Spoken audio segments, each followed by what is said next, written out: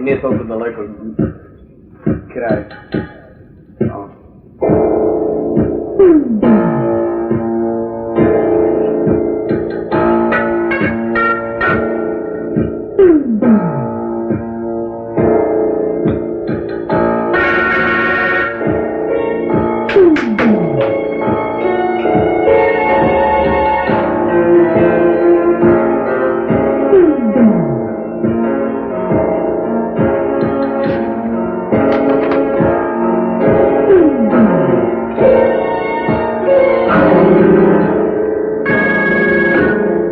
Ostavio mi žena, mali papirić, 4 djece.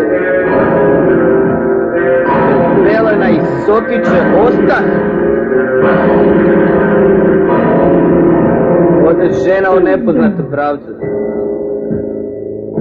Bez para i kraljem komšine pokuša da djecu prehrani. Djecu morim glađu. Tražim drugu snašu, ispušio sam posao. A kad popušim kuću, djeca mi na ulici spavaju. Tjedan dana kasnije popušio kuću. Najmlađi sin umro od hepatitisa B. Nije virus. 3 dana kasnije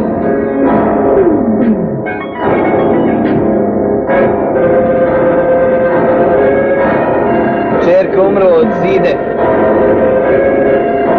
Šemre mi u duši, a u džepu ništa. Spavam u kartonskoj kutiji, hranim se lišćem, žvačem čikove, već danima od gangrene patim. 8. dan boravka u prirodi, pa krenuh u bolnicu. Odrezaše mi nogu, molim se Bogu, silovaše mi preostalu djecu, baciše me u rijeku, popizdi sam. 19. dan. Kćer je preživjela, a ja sam u međuvremenu dobio rak. Sina nije toliko dotuklo silovanje, ali ga je kasnije pogodio vlak.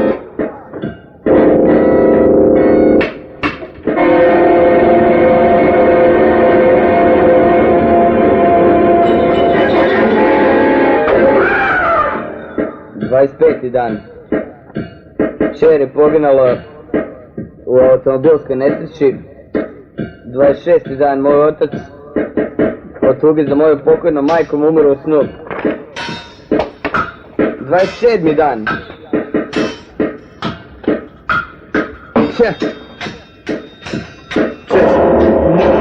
Noge više nema. Nema nikakve djece, nema ničega.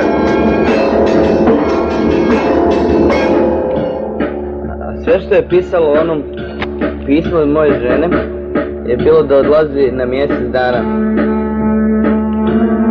Tek toliko. A ja mislim da me vara s nekim i da odlazi. A ja tamo skoro našu novu snašu. Jebi ga, sad sam ispušio.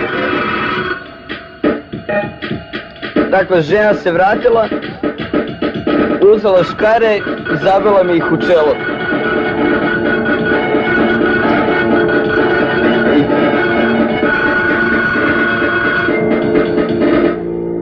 I to su bili memoari promašenog slučaja.